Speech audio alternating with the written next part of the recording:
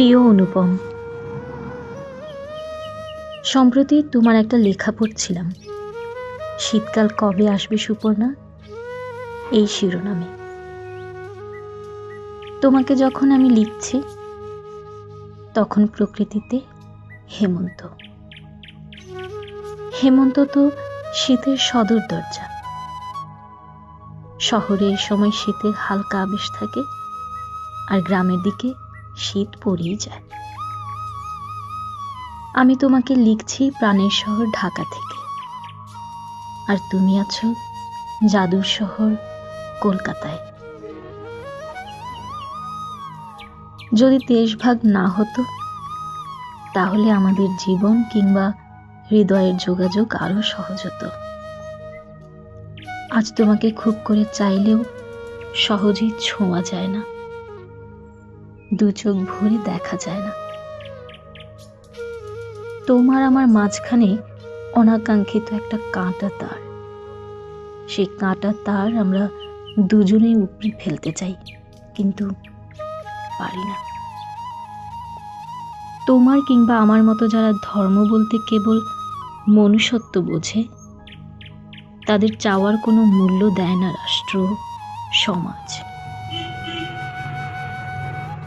যদি দিত তাহলে পৃথিবীটা মানুষের হতো, প্রতিটা রাষ্ট্র হয়ে উঠত এক একটা দেশ। হয়তো তখন পৃথিবীতে কোনো বর্ডারই থাকতো না। তোমাকে কাছে পাওয়া আরো কঠিন হয়ে ওঠে তোমার তারকা খ্যাতির জন্য। সারা বাংলা জুড়ে তোমার যেই খ্যাতি, তা আমাকে নিঃসন্দেহে মুগ্ধ করে। কিন্তু এই জনপ্রিয়তা, ঝলমলে আলোর মঞ্চ তোমার আমার মাঝখানে তুলে রাখে সুউচ্চ এক দেয়াল। আমি খুব সাধারণ এক মানুষ। নুন আনতে পান্তা ফুরুবের এই জীবন নিয়ে তোমার মুখোমুখি হওয়ার স্বপ্ন দেখাটা ছেঁড়া কাঁথায় শুয়ে লাখ টাকার স্বপ্ন দেখার মতোই। তবুও স্বপ্ন দেখি আমাদের দেখা হবে।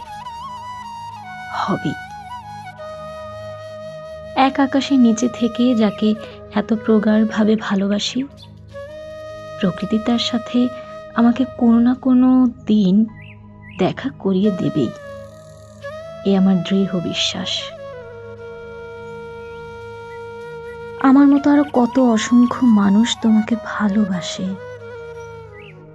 তারা তোমাকে ছুঁতে না পারুক, অন্তত চোখের দেখাটা যেন দেখতে পায়। তুমি না হয় তারকা খ্যাতি নিয়ে আকাশে জল জল করে জ্বলতে থাকো, সেই আলোক ছটা এসে লাগুক তাদের চোখে মুখে। আমি কল্পনায় রোজ তোমাকে আঁকি নিজের মতো করে, দিস্তা ভর্তি গল্প কথা সাজাই। ভাবি তোমার সাথে একদিন হাওড়া স্টেশন থেকে ট্রেনে চড়ে চলে যাব শান্তিনিকেতনে। তখন প্রকৃতিতে থাকবে বিমুগ্ধ শীতকাল। তোমার সাথে কোপাই নদীর পাড়ে বসে বাউল গান শুনতে শুনতে সূর্যাস্ত দেখব। জানার চেষ্টা করব জীবনের এমন গভীর বোধ তুমি কোথায় পেলে। আমরা একসাথে সোনাঝুরি হাটে সাঁওতালদের নাচ দেখব, তাদের সাথে নাচব। পলাশবনিতে যাওয়ার বেলায় তুমি গান ধরবে এক পেয়ালা অমৃত নিয়ে। কালো জমিন আর সোনালি পাড়ের ধুতির সাথে ছাই রঙা পাঞ্জাবি পরলে তোমাকে কি অসম্ভব সুন্দর লাগে জানো। আমি ভাবি সেদিন তুমি এই পোশাকটা পরেই লাল মাটির দেশে হাঁটবে। পলাশবনির পাড়ায় মাটির চুলায় বানানো নতুন উঠা গরম পিঠা খেতে খেতে আমরা শীতকাল উপভোগ করব।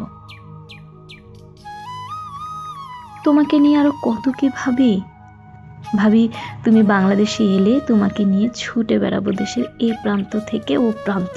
তোমাকে আমি চেনাবো এপারের বাংলার মাটি, নদীর শঙ্খরঙা জল, ঝিরিঝিরি বাতাসের দুপুরবেলা, রান্নাঘরের গল্প, কিংবা তুমি আমার চোখেই দেখবে গোটা বাংলার প্রামাণ্য চিত্র।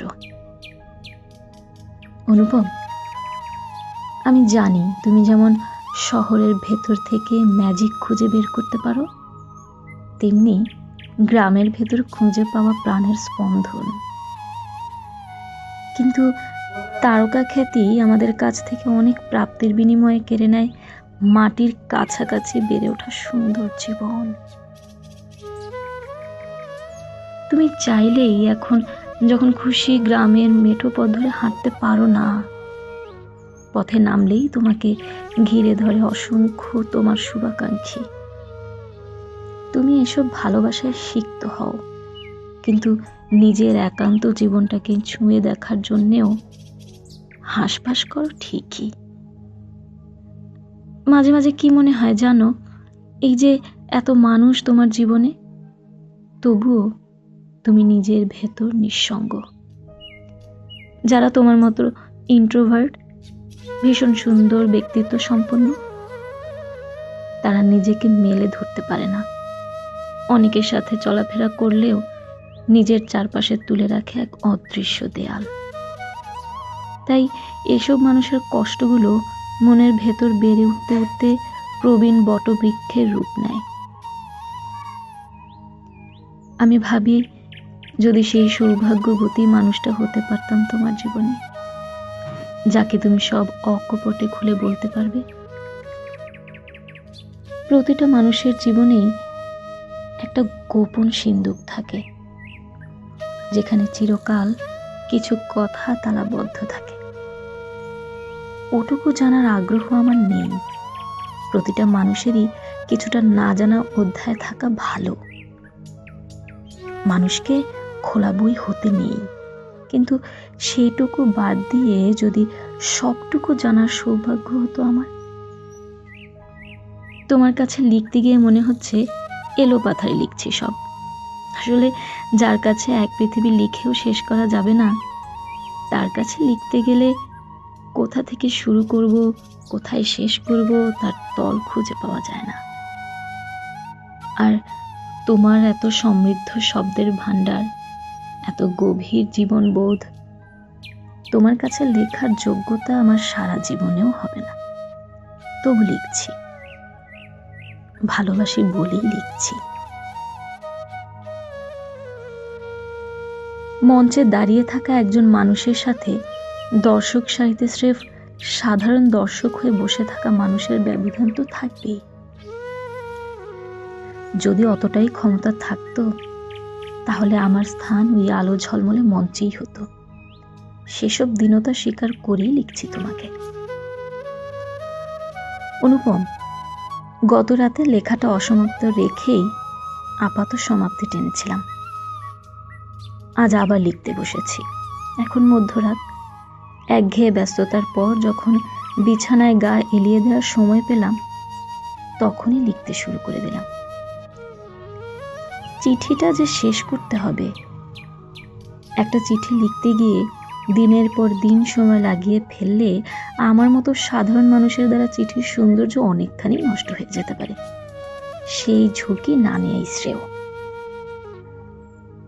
তোমার গান প্রায় রোজই শোনা হয়, তা আমার ভালো থাকার ঔষধ, দুঃখকে উদযাপন করার চাবিকাঠি, কিংবা প্রিয় একটা অভ্যেসও বলতে পারো। তোমাকে ঘিরে আমার একটা নিজস্ব জগৎ আছে। সেই জগতে স্বতঃস্ফূর্ত অনেক গল্প তৈরি হয় আপনা আপনি।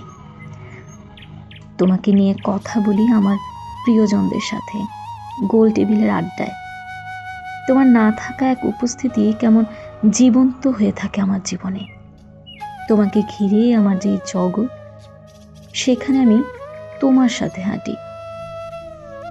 তুমি আমাকে সবচেয়ে গুণমুগ্ধ শ্রোতা মেনে নিয়ে গান শোনাও হৃদয় উজাড় করে। তোমার কাছে শুনি জীবন ও যাপনের গল্প। তোমার শেষ ট্রেনে ঘরে ফিরবো না গানটা শুনলে মনে হয়, যারা শিল্পমনা তারা বোধহয় চিরকালই নিজের মতোই থাকতে চায়। নিজের ভেতর একটা অগোছালো জীবন গুছিয়ে নেয়। সেই জীবনে কারো অনধিকার প্রবেশ ভাল লাগে না। সেই ভুবনটা কেবল শিল্পী আর শিল্পের। তবুও তারা বন্ধনে জড়ায়, দুঃখ পায়, ফের একা হয়ে যায়। মূলত তারা সম্পর্কে জড়ায় জল ছুঁয়ে দেওয়ার মতো করে।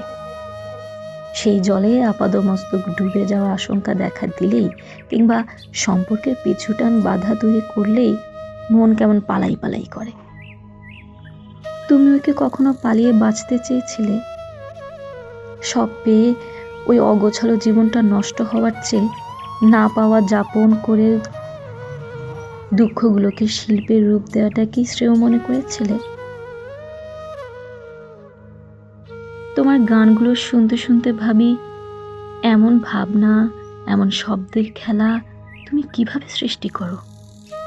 এসব যেন এই জগৎ সংসারের বাইরে অন্য কোনো এক গল্প, কিংবা স্বর্গলোক থেকে ফুলের মতো ডালা সাজিয়ে তুলে আনা। কখনো কখনো মনে হয়, যদি তোমার সাথে ছায়ার মতো থাকা যেত বছরের পর বছর, স্বচক্ষে দেখতাম কিভাবে এইসব শব্দেরা তোমাকে অজস্র রাত জাগিয়ে রাখে, কিভাবে ট্রেনের জানালায় শেষ বিকেলের রোদ এসে তোমার মাঝে সৃষ্টি করে ভাবনার জাল, অথবা তোমার ভাতের প্লেটে তারা কেমন করে উড়ে এসে জুড়ে বসে হঠাৎ।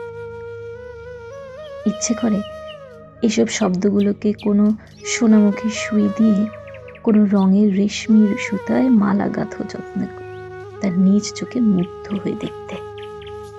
কিন্তু জীবন আমাকে এত বড় সুযোগ কখনোই দেবে না। জীবনে কিছু ভীষণ প্রিয় আফসোস থাকা ভালো। সারা জীবন সেই না পাওয়াগুলো পরম আদরে বেঁচে থাকে আমাদের ভেতর, এও মন্দ নয়। আমার লেখা এই সামান্য চিঠি একদিন হয়তো ঠিক তোমার কাছে পৌঁছবে, যদিও তোমার মূল্যবান সময় ব্যয় করে এইসব এলোমেলো কথামালা পড়বে সেই আশা করাটাই ধৃষ্টতা। তবু ভাবতে ইচ্ছে করে, একদিন মধ্যরাতে বাড়ি ফিরে যখন কিছুই ভাল লাগবে না তোমার, তখন বালিশের পাশ থেকে কিংবা টি টেবিলের নিচ থেকে এই চিঠিটা বের করে পড়বে। একবার, দুবার, তিনবার। তারপর কারণে বা অকারণে তোমার মন কেমন করে উঠবে বাংলাদেশের এক সাধারণ মেয়ের জন্য, যে তোমাকে ভালোবাসে। বাকি রাতটুকু তুমি আমার ভাবনায় ডুবে থেকেই কাটিয়ে দেবে, অথবা আমাকে ভাবতে ভাবতেই ঘুমিয়ে পড়বে। ঠিক তার পরের দিনের সকালটা তোমার কাছে অদ্ভুত সুন্দর মনে হবে। সবুজ সুন্দর থেকে অনুপম, আমাদের দেখা হওয়া নিয়তিতে লেখা থাকুক। বাঁচার জন্য আরো একটা জীবন পেলে সেই জীবনে তোমার নিবিড় সান্নিধ্য চাই। ইতি, তোমার কল্যাণী।